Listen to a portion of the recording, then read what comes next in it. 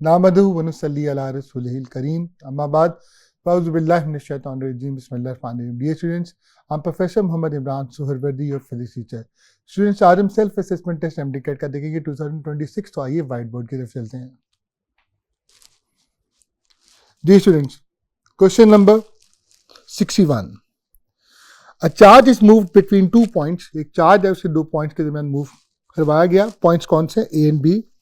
On a curved surface where every point has the same electric potential, what can be concluded about the electric field component along the path? अब बड़ी simple सी बात है, curved surface हो या जो भी surface हो, अगर किसी जगह पोटेंशियल जो है वो चेंज नहीं हो रहा, हर पॉइंट का पोटेंशियल सेम है, इसका मतलब पोटेंशियल डिफरेंस क्या होगा? जीरो हो जाएगा। तो फिर याद रखिएगा, जब भी पोटेंशियल चेंज ना हो वहां पे इलेक्ट्रिक फील्ड एग्जिस्ट नहीं करती।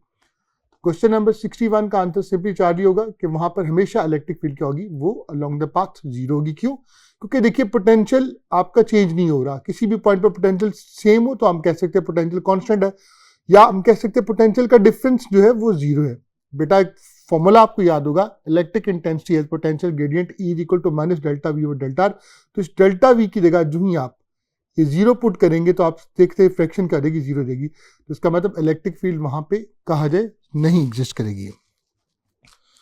Question number 62, which of the following is true for resistors in parallel? बेटा पैरेलल के बारे में आप अच्छी तरह जानते हैं, पैरेलल कॉम्बिनेशन में हमेशा अगर तो जो रेजिस्टर्स हैं वो डिफरेंट हो तो हमेशा हमारे पास जो करंट होता है वो डिफरेंट होता है और पोटेंशियल डिफरेंस हमेशा सेम होता है। तो आइए हम सारी ऑप्शंस को पढ़ते हैं। अल्फा ऑप्शन है current is same through each resistor. तो ईच रजिस्टर के क्रॉस करंट सेम हो सकता था अगर सारे के सारे रजिस्टर्स आइडेंटिकल होते हैं। तो ये तो कोई पॉसिबिलिटी नहीं है ऐसी के सारे एक जैसे ही हैं। Beta equivalent resistance is always greater than the largest resistance. तो आप सब जानते हैं कि पैरेलल कॉम्बिनेशन में हम जो फॉर्मूला यूज करते हैं इक्विवेलेंट रेजिस्टेंस का वो होता है 1 over R equivalent is equal to 1 over R1 plus 1 over R2 plus 1 over RC। इसमें हमारे पास जो जवाब आता है आर इक्विवेलेंट का, वो कॉम्बिनेशन की सबसे जो फीबल, सबसे छोटी, सबसे माइन्यूट, सबसे छोटी जो वीकेस्ट जो रेजिस्टेंस होती है उससे भी छोटा हो जाता है। उसका मतलब पता ही चला पैरेलल कॉम्बिनेशन में ओवरऑल रेजिस्टेंस बहुत कम हो जाती है। तो ये तो बिल्कुल ऑपोजिट लिखा हुआ जो कि सीरीज के हवाले से सही था। Charlie voltage same across all register. तो दैट वाज वेरी सिंपल, हम सब जानते हैं, सब बच्चों को फिंगर टिप पे होगा कि पैरेलल सर्किट में हमेशा वोल्टेज क्या होती है? हर कंपोनेंट को सेम मिलती है। Question number 63, adding more household appliances in parallel to a wall socket generally. तो बेटा आप अच्छी तरह से जानते हैं, मैं आपको बता चुका हूं, अभी हमने लास्ट वाले क्वेश्चन भी देखा कि पैरेलल कॉम्बिनेशन में क्या होता है। पैरेलल कॉम्बिनेशन में जितने आप कंपोनेंट्स अगर फॉर एग्जांपल आइडेंटिकल है, अगर आप उनको जितना ऐड करते जाएंगे तो आपकी ओवरऑल रेजिस्टेंस उतनी कम होती जाएगी, रेजिस्टेंस कम होगी तो करंट बढ़ जाएगा। तो याद रखिएगा क्वेश्चन नंबर 66 का आंसर डेल्टा होगा, इंक्रीजेस टोटल सर्किट का करंट। क्यों? क्योंकि इन पैरेलल क्या होता है? आर इक्विवेलेंट, मैंने कहा कि अगर सपोज करते हैं कि सारे के सारे जो कॉम्बिनेशंस हैं, तो कंपोनेंट्स आप जो ऐड कर रहे हो पैरेलल में सारे अगर आइडेंटिकल हैं तो क्या होगा? फॉर्मूला होगा आर इक्विवेलेंट का आर ओवर एन। अब एन जैसे जैसे बढ़ेगा, अगर आप कंपोनेंट बढ़ाते जाएंगे तो सिंपल सी बात है फ्रैक्शन उतनी छोटी होती जाएगी। आर इक्विवेलेंट जितना डिक्रीज करेगा तो सोर्स से आने वाला करंट उतना ज्यादा हो जाएगा। Next question, question number 64, an electron has larger charge to mass ratio than a proton because. बहुत सिंपल है, देखें E बाय एम ने ही जवाब दे देना है। क्यों? E तो दोनों के लिए सेम होता है, E बाय एम में ऊपर जो चीज मौजूद है E है, जो चार्ज ऑन इलेक्ट्रॉन या प्रोटॉन दोनों का सेम होता है। कितना होता है? 1.6 इंटू 10⁻⁻19 कूलम। अब मास की बात की तो वो डिनोमिनेटर में, तो मास क्या होता है? इलेक्ट्रॉन का मास जो होता है वो 1836 टाइम्स कम होता है। इसका मतलब कहा जाए E बाय एम अगर दोनों का कंपेयर किया जाए इलेक्ट्रॉन और प्रोटॉन का, तो इलेक्ट्रॉन का चूंकि मास 1836 गुना कम है प्रोटॉन से, तो इसका मतलब उसका जो E बाय एम रेशियो होगी वो 1836 टाइम्स ग्रेटर होगी as compare to proton. It was very simple. Question number 64 का क्या होगा? It has much smaller mass. मैंने भी आपको बताया कि E बाय एम में अगर बात की जाए, E तो दोनों के लिए सेम है, इलेक्ट्रॉन या प्रोटॉन की बात की जाए, लेकिन मास ऑफ इलेक्ट्रॉन अगर बात की जाए वो 1836 टाइम्स स्मॉलर है। और जब वो स्मॉलर है तो आप सब जानते हैं फ्रैक्शन जिसमें डिनोमिनेटर में अगर किसी की चीज जितने कम होगी वो ऑटोमेटिकली फ्रैक्शन उतनी ज्यादा बड़ी होती जाएगी। Question number 65, A student gently pulls apart to operate charges which are attracting each other. तो सिंपल सी बात है, एक पॉजिटिव होगा एक नेगेटिव होगा, वो अट्रैक्ट करेंगे. अगर आप उनको एक दूसरे से दूर लेके जाने की कोशिश करोगे तो आपको वर्क करना पड़ेगा अगेंस्ट अट्रैक्शन. और इसका मतलब आप जब उस पर वर्क करोगे तो आपकी एनर्जी उस सिस्टम का हिस्सा बन जाएगी और उसके अंदर पोटेंशियल एनर्जी के तौर पे स्टोर होगी. तो पोटेंशियल एनर्जी सिस्टम की कम होगी या ज़्यादा. तो यही वो आपसे पूछ रहा है that what happens to the system electrical potential energy. So it's very simple, it increases because the work has to be done. So it's very simple. Question number 65 का क्या होगा, potential energy increase करेगी क्यों, work has to be done against the attraction. हमारा अगला सवाल question number 66, why does a thick wire offer less resistance? यानी जो मोटी वायर होती है वो कम रेजिस्टेंस की ऑफर करती है. तो it's very simple so easy. आप सब जानते हैं कि रेजिस्टेंस की अगर बात की जाए तो रेजिस्टेंस का क्रॉस सेक्शनल एरिया के साथ इन्वर्स रिलेशन है. इसका मतलब एरिया जितना बड़ा होगा, मोटी वायर होगी, उसकी रेजिस्टेंस उतनी ही कम होगी. एरिया ज्यादा, रेजिस्टेंस कम और करंट ज्यादा. इसका क्वेश्चन 66 का आंसर सिंपली क्या देगा, चार्ली होगा. Question number 67, for two equal positive charges, दो चार्जेस हैं पॉजिटिव हैं, दोनों इक्वल हैं, the electric field is weakest. तो इट्स वेरी सिंपल. आप अच्छी तरह से जानते हैं कि अगर हमारे पास दो पॉजिटिव चार्जेस हों, दोनों इक्वल हों और आइडेंटिकल हो, तो फिर याद रखिएगा फिर उनके सेंटर में मिड वे पे क्या होगा, वहां पे इलेक्ट्रिक फील्ड जीरो होगी और वो जीरो होगी, वही वीकेस्ट होगी. मैंने यहाँ पे डायग्राम में भी आपने ड्रॉ किया, ये देखें, ये +10 माइक्रोकूलम, ये भी +10 माइक्रोकूलम, आइडेंटिकल है, इक्वल है और इनके सेंटर में आप देख सकते हैं यहाँ पे इलेक्ट्रिक फील्ड क्या होगी, जीरो होगी. तो उसका midway between them that had to be the weakest one. तो अल्फा इसका आंसर होगा. हमारा नेक्स्ट क्वेश्चन है question number 68, if the distance between two charges is halved. आपने दो चार्जेस का डिस्टेंस हाफ कर दिया and the magnitudes of the charges are also doubled, और आपने चार्जेस की मैग्नीट्यूड को भी डबल कर दिया, then the force between these charges become. तो फोर्स कितने टाइम हो जाएगी, इट्स वेरी सिंपल. हम इसको कैलकुलेट कर लेंगे. 68 का आंसर डेल्टा होगा. 16 टाइम्स कैसे होगी, देखिए सबसे पहली बात, सपोज करें स्टार्ट में फोर्स क्या थी, जबकि चार्जेस और डिस्टेंसेज में कोई फर्क नहीं था, Q1 Q2 और R था. तो अल्टीमेटली सिंपल सी बात है, फोर्स आपके पास थी F = K Q1 Q2 और R². अब आपने क्या किया, Q1 प्राइम को डबल कर दिया, Q2 प्राइम को भी डबल कर दिया और डिस्टेंस को हाफ कर दिया. जो ही आप ये सारी वैल्यू यहाँ पे प्लेस करते हैं, R/2 का स्केल कम नीचे 4 आएगा, 4 ऊपर चला जाएगा 4, और यहाँ पे 2 2 2 4 4 × 4 कितना आ जाएगा, दैट इज 16. तो 16 टाइम्स आपके पास F आंसर आ जाएगा.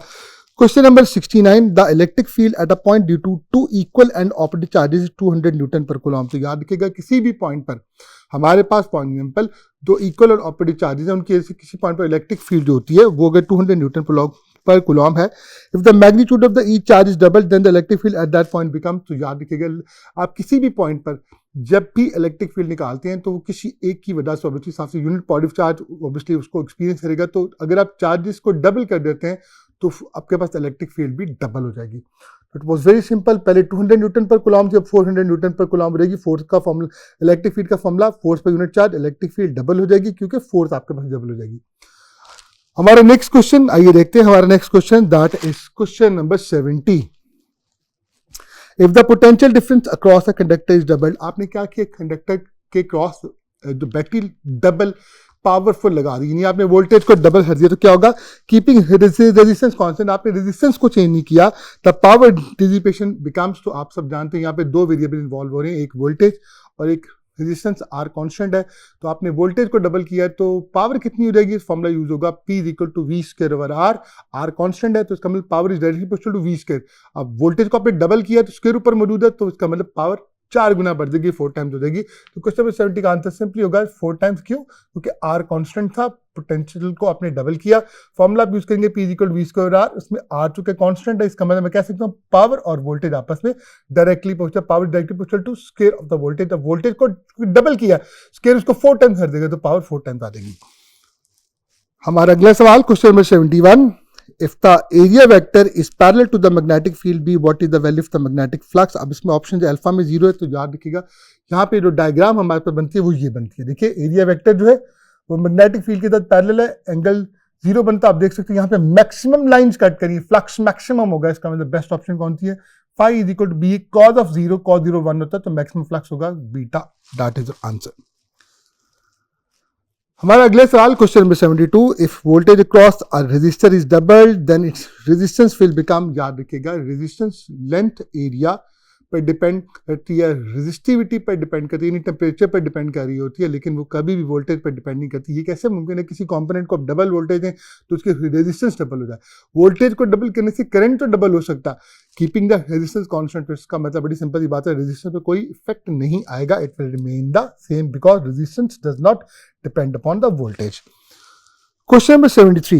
If a test charge of magnitude 2 coulomb experience force of 100 Newton and 200 Newton at 2 points A and B in an electric field respectively, the ratio of the electric field at A to that of the B, तो बहुत आसान है।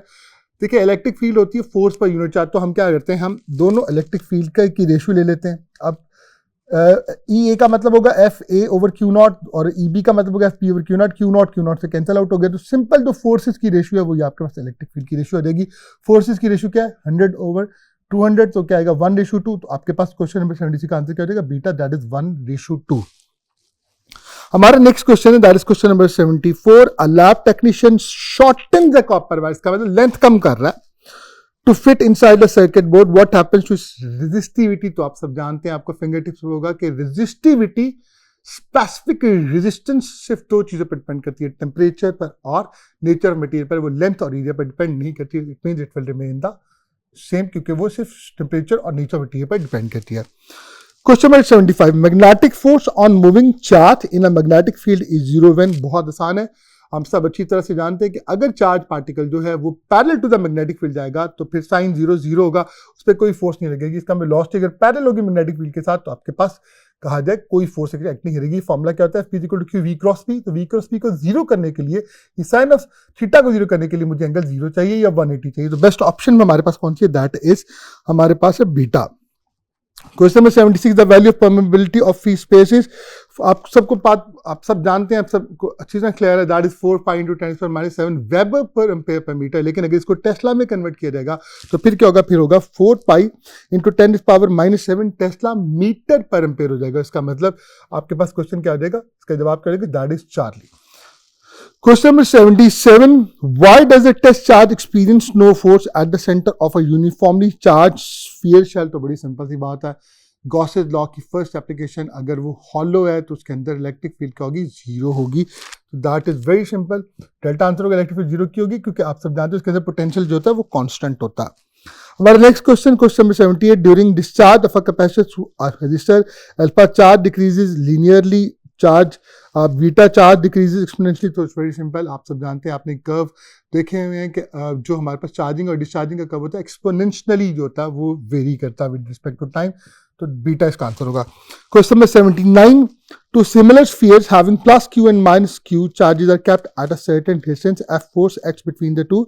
If at the middle of the two spheres another similar charge sphere having plus q charge is kept, then it experiences a force in magnitude and direction as। बड़ी simple सी बात है, मैं diagram draw करता हूँ आप लोगों के लिए। क्वेश्चन 79 का आंसर चार्ली होगा, 8f टुवर्ड्स माइनस q है। देखिए गौर से देखिए, पहले ये दोनों चार्जेस मौजूद है, एक पॉजिटिव एक नेगेटिव, आप इनके दरमियान जो ही सेंटर में प्लस q चार्ज रखेंगे तो बड़ी सिंपल सी बात है, ये पॉजिटिव इसको इधर रिपेल करेगा और ये नेगेटिव इसको अपनी तरफ रिपेल करेगा। इसका मतलब नेट फोर्स होगी इसकी नेगेटिव की तरफ ही होगी। तो पहली बात तो क्लियर होगी कि टुवर्ड्स माइनस क्यू चार्ज। अब 8f कैसे है, इसको करने के लिए आइए नेक्स्ट बोर्ड की तरफ स्विच करते हैं।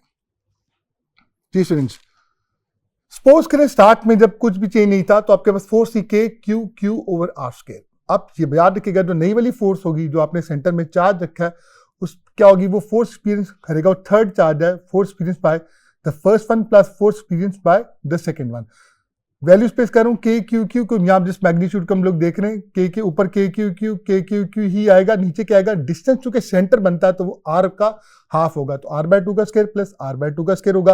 अब r/2 का स्क्वायर का आपके पास क्या देगा, नीचे 4 होगा, 4 ऊपर जाएगा, 4 के क्यू ओवर r स्क्वायर, 4 के क्यू ओवर r स्क्वायर। दुनिया आप कैल्शियम लेंगे तो ऊपर दोनों चीजें कहा जाए आपस में ऐड हो जाएंगी, 8 के क्यू ओवर r स्क्वायर। इसका मतलब हमारे पास 8 टाइम्स होगी, दैट इज द फोर्स, क्योंकि ये वाली जो है ये तो अल्टीमेटली साफ सी बात है वही फोर्स है जो स्टार्ट में हमने देखी थी। तो इसका मतलब फोर्स जो है वो कहा जाए 8 टाइम्स इंक्रीज कर जाएगी।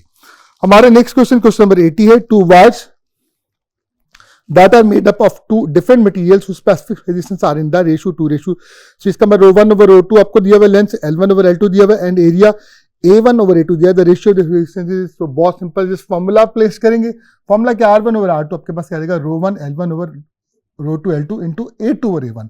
वैल्यू स्पेस करेंगे 2 over 3 ऐसे रहेगा, 3 over 4 ऐसे रहेगा, लेकिन एरिया चूंकि इनवर्स हैं तो 5/4 आप लिखेंगे तो इट्स वेरी सिंपल, 3 से कैंसिल आउट हो गया, 2 1 2, 2 2 4, 4 2 8, तो 5/8 that is answer. Question number 80 का आंसर बीटा होगा 5/8।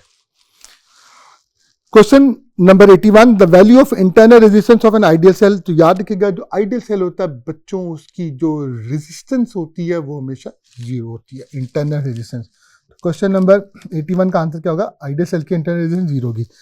Next question, question number 82, an electron is moving on a circular path of radius r with speed v in a magnetic field b, E by m for it will be, it's very simple, E by m होता है आपके पास v over br, तो alpha that is your answer.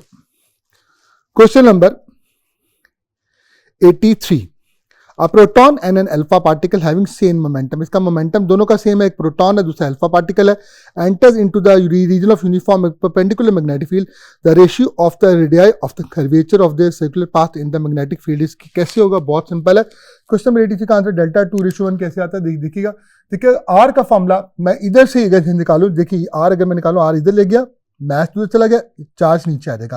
ये तो electron का, जिसमें मैंने ई लिखा है, अगर प्रोटॉन और अगर अल्फा पार्टिकल की बात की जाए तो प्रोटॉन पर जो चार्ज होता है अगर ई होता है तो अल्फा पार्टिकल पर 2 टाइम्स ई होता है। तो मैंने फॉर्मूला बनाया R equal to M B over Q B. B देखे दोनों में सेम है, सिंपल सी बात है, मुझे चूंकि दोनों रेडियाई की रेशियो ले लेनी है तो बी भी वहां पे रेशियो में नहीं आएगा। क्लियर, इसका मतलब सबसे इंपॉर्टेंट पॉइंट ये है कि हमारे पास दूसरा के सेम उसने का मोमेंटम दोनों का सेम है, इसका मतलब एम वी भी कट जाएगा, तो इसका मतलब क्या हो जाएगा, R is inversely proportional to Q हो जाएगा, इसका मतलब R1/R2 होगा Q2/Q1। कहाँ दिया, इट इज प्रोवाइडेड इन जो है उस, अगर मैं इसमें जस्ट मैं वैल्यू स्पेस कर दूं तो आप सब जानते हैं जो हमारे पास अल्फा पार्टिकल होता है उसका चार्ज क्या होता है 2e और प्रोटॉन का चार्ज e होता है, तो ये इसके साथ कैंसिल हो जाएगा, क्या आएगा 2:1। हमारा next question, question number 84, a circular loop of wire carries electronic current. अब ये उसने कीवर्ड बोला, इलेक्ट्रॉनिक करंट बोल दिया, सर्कुलर लूप है, इलेक्ट्रॉनिक करंट है इन द काउंटर क्लॉकवाइज, का मतलब एंटी क्लॉकवाइज डायरेक्शन में करंट फ्लो कर रहा है। When viewed from above, the direction of the magnetic field inside the loop is, तो कैसे होगा, जरा गौर से देखिएगा। क्वेश्चन नंबर 84 का आंसर अल्फा होगा डाउनवर्ड। देखिए अगर मैं इलेक्ट्रॉनिक की बात करूं और ये मैंने आपके लिए एक लूप ड्रॉ की है जो सर्कुलर है, तो आप देख सकते हैं एंटी क्लॉकवाइज है, तो मैं इसकी अगर अगर इलेक्ट्रॉनिक करंट ही मैं इसमें लेता और एंटी क्लॉकवाइज होता तो आप देख सकते राइट हैंड रूल में अप्लाई करूंगा, कर्ल ऑफ द फिंगर जो होगा करंट के डायरेक्शन में होगा तो अंगूठा शो करेगा डायरेक्शन मैग्नेटिक फील्ड, तो आप देख सकते हैं अपवर्ड है ये, ठीक है। लेकिन जवाब डाउनवर्ड क्यों है, क्योंकि याद रखिएगा हम हमेशा कन्वेंशनल करंट लेके चलते, तो हम क्या करेंगे, इसी का ऑपोजिट डायरेक्शन में कर दिया जाए, यानी एंटी क्लॉकवाइज है वो क्लॉकवाइज होगा, वो उसका इक्वलेंट ही कंसीडर होगा कन्वेंशनल में, तो उसमें अगर हम देखें तो डाउनवर्ड हो जाता है, इसीलिए हमारे पास जवाब क्या होगा, डाउनवर्ड। तो आपने हमेशा इलेक्ट्रॉनिक को ऑपरेट यूज करना है। Question number 85, the magnetic field inside N infinitely long state current carrying conductor, इसका मतलब मैग्नेटिक फील्ड इनसाइड बात हो रही है, आउटसाइड का फॉर्मूला तो हमारी टेक्स्ट बुक में दिया, तो इनसाइड का भी पूछा जाता है, कैसे होता है गौर से देखिएगा। क्वेश्चन नंबर 85 का आंसर क्या होगा, वेरिंग विद डिस्टेंस होगा। अगर मैं एक कंडक्टर की बात करूं, कंडक्टर का ये ऑब्वियसली साफ सी बात है, ये सेंटर है, इस सेंटर से लेकर यहां तक इसका ये रेडियस बनता है, ठीक है। अब सपोज करें यहां से ट्रैवल करना स्टार्ट करते हो, यहां तक जाते हो, आपने r डिस्टेंस ट्रैवल किया, तो मैग्नेटिक फील्ड जो इनसाइड का फॉर्मूला होता है बच्चों होता है μ0I_r, ये r ऊपर आएगा, नीचे का 2πr का स्क्वायर, तो अंदर मैग्नेटिक फील्ड का बेटा आपने यही फॉर्मूला हमेशा यूज करना है। इसमें गौर से देखें तो मैग्नेटिक फील्ड और r का आपस में डायरेक्ट रिलेशन बन रहा है, इस r की बात कर रहा हूं। और अगर मैं बाहर आ जाता हूं इसके बाद, तो फिर वही जो हमारी बुक में फॉर्मूला दिया हुआ है कि outside the long current carrying straight wire जो फॉर्मूला था μ0I/2πr, तो वहां पे मैग्नेटिक फील्ड होती है वो r के साथ इन्वर्सली प्रोपोर्शनल हो जाती है, तो ये एक नई चीज़ है जो आपके लिए बहुत इंपॉर्टेंट है। आई होप आपको बहुत अच्छी समझ आई होगी। अपना बहुत ख्याल रखिएगा। प्रोफेसर मोहम्मद इमरान सोवदी को इजाज़त दें, अपना ख्याल रखिएगा। इंशाअल्लाह। अस्सलाम वालेकुम रहमतुल्लाह।